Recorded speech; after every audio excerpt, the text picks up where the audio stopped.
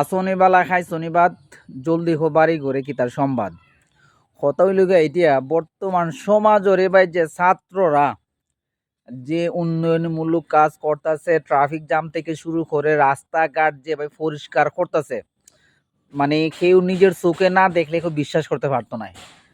এই কাজ যদি সরকার থাকা অবস্থায় কোনো সরকারিওয়ালা, কোনো আমলাওয়ালা, কোনো সরকারি কন্ট্রাক্টওয়ালা, কোনো সরকারি পৌরসভাওয়ালা, কোনো উপজেলার মেম্বারওয়ালা যদি এরা করতো, তখন কমপক্ষে এই বাজেটটা সারা বাংলা যদি এইভাবে সাফ করতো, তাহলে কমপক্ষে এই বাজেটটা 100 কোটি ধরলনে।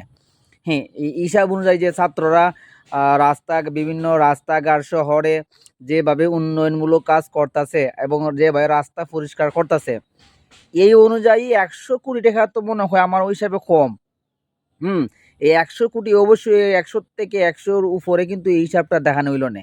হ্যাঁ, তো দেশ সামনে আশা করি সামনে খুবই উন্নত হবে, এই দেশটা খুব এগিয়ে যাবে যদি ছাত্র সমাজের মতো সরকারটা এইভাবে কাজ চালিয়ে যায়।